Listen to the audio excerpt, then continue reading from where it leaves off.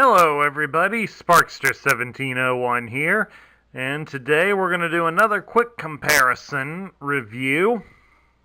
Since we just reviewed the Target Master form of Hot Rod, I thought we'd take a look at a comparison between the original and the Titans Return remake version. As you can see, both of them are radically different toys. So it's nice to see that they did update the design just a little bit, but it does pay a fair amount of homage to the original. And we're talking more than just the two guns that each one is holding. As you can probably see if we get them close enough. You can also see on their chest panels there, they're using a similar flame job. It's not exactly the same, but it is close enough to pay homage to the original. And of course, on the back, we have that very prominent yellow fin of Hot Rod's that was always so famous. On the sides of the arms, you still have the exhaust pipes, or his wrist lasers, if you want to refer to them as such. And surprisingly, the two toys are almost identical in height. That's something that surprised even me with it.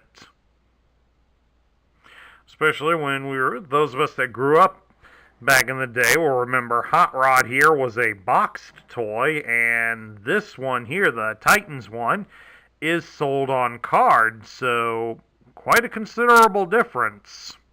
Although I think cost-wise, the two of them probably retailing on the store shelves for about the same amount of money. Take that as you may, and of course we're not factoring in inflation or anything. But at any rate, why don't we take a look at some of the similarities and differences. We're going to start with articulation. The original Hot Rod, he could bend his arm at the shoulder, but you could only move it in or out. He had a joint at the elbow, so you could bring his elbow up to about 90 degrees. And there was a small joint at his wrist, so you would be able to pivot his guns a little bit if you'd like. And of course, you could bend him at the ankles. That's about it. Whereas, of course, these new ones have considerably more articulation, given their updated designs from 30 plus years of toy designing. You can turn his head from side to side. He has a proper shoulder joint, which does allow the arm to rotate at the shoulder. He does have articulation at the elbow, so you can bend his arm at the elbow. And his elbow is something on a swivel, so it can swivel about 180 degrees. So you would basically have what G.I. Joe fans know as swivel arm battle grip. You can spread his legs apart about so far. You can almost do a full splits. He can bend at the hip 90 degrees and bend at the knee about 90 degrees. And he can slightly bend the leg out at the ankle.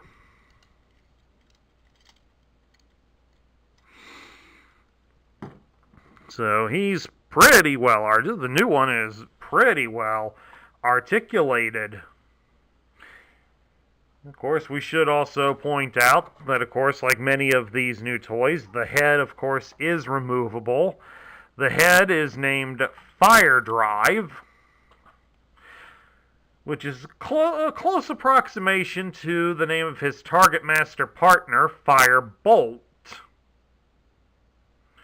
My best guess on that is that Hasbro lost the license, the trademark, to use Firebolt, and instead came up with Fire Drive as an alternate name, which it does pay homage to the Target Master form of the toy, so we really can't argue with that. Okay, maybe we can, but it's not worth it. Well, at any rate, let's turn these guys into their car modes and take a look at how those look. Now here we go. We have both toys in their alternate modes, and they're the same yet different in a lot of ways. Of course, the obvious being the color, but let's get them both facing in the same direction.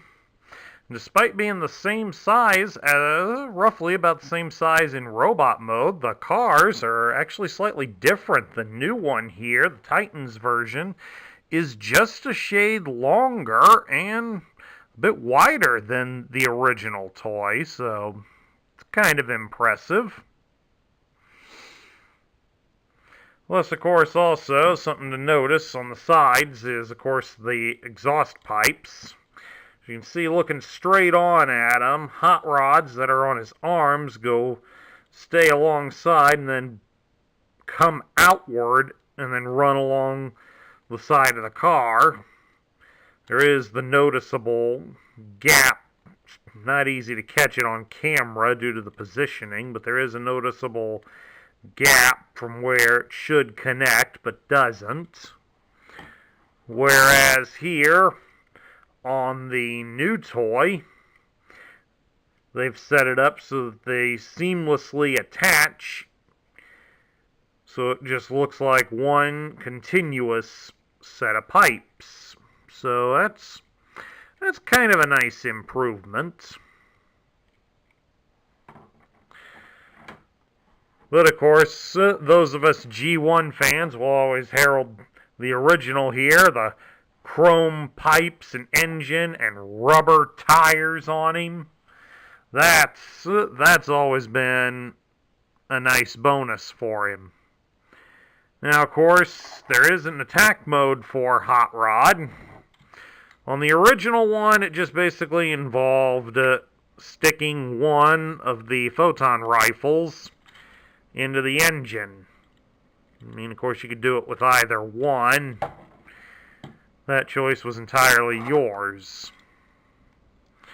Now, of course, for the new one, he's got a set of holes right here, right near the front tires, that you can mount the guns on. And while that's a pretty wicked little function, I wouldn't think he'd want the guns that close to the ground, as they're likely to pick up a lot of debris from the road that gets knocked around by either his high-speed antics or the constant battle explosions. So I think that's kind of a dangerous spot for them. Plus, if they're down too low, then they run the risk of dragging on the ground. They're not dragging here on the table. But let's face it, if you're playing on the floor, you're going to have a fair amount of carpet, and the guns could catch on the carpet. But he does have another option. Remove the guns here. Does have another option where we just take the guns and, oops, it's in this angle here, and we can connect the two of them to form one large gun, and then this one can mount onto the engine, and it pays homage to the original by having inspired the idea, but it also takes on the Target Master role, since Firebolt was a double-barreled gun. So a nice way to pay homage to it. But this also serves as a bit of a turret. So we'll just sit Fire Drive here in there. I think this would be a dangerous spot for any of those little guys to sit there, exposed to enemy fire, especially on the front of a car. Of course, Fire Drive really shouldn't be the one doing that. Fire Drive should be in here. There's another nice new feature that the new toy had, opening up canopy, where you can stick a figure inside. I mean, let's face it, how many of us, when we saw the animated movie in 1986, were a bit envious of Daniel getting his whiny little butt tossed in there in the early parts of the movie? Yes, as you folks can tell, I'm not a fan of Daniel, never have been. Of course, it hasn't helped. I've known a couple of Daniels in my life. Both of them were useless, whiny little twerps, just like the cartoon characters, so... Am I biased? Probably. Wouldn't doubt it. But at any rate, that makes for a nice little extra feature. And enough and plenty of homage to not only the classic toy, but even to the movie that first introduced us to Hot Rod. So, very, very nice. And, heck, let's even face it, the bigger homage to the movie in the Machinima-produced cartoon, Judd Nelson returns from the 86 movie to voice Hot Rod again. So, excellent. Now, here's where we get to the part where we ask my opinion. And on this one, it could go either way, folks, to be honest with you. The original one is always a classic. It always has been a classic. It always will be a classic. Especially when you look at a lot of the engineering and some of the materials that were used on the toy that are not used on toys today. Like we get actual chrome pipes and rubber tires on the original. But the newer one, it does pay a lot of great homage to the original toy, and it does hold up on its own as well. By having the different ways to position the guns on him, you get a few different attack options. The articulation certainly is a considerable improvement when you take a look at it and compare it to the original. This one definitely beats him on articulation. The design, though, while it does hold up to the original, I'm still more of a fan of the originals, but this one, it does have its own appeal to it. It is smooth, and it is shaped rather well. The red color's not bad. I mean, the burgundy on the original wasn't too bad either, but the red seems to go a little bit better. It does remind me of the red color on my previous car, which ironically was a Cavalier, Hot Rod's function. So this one could go either way, folks.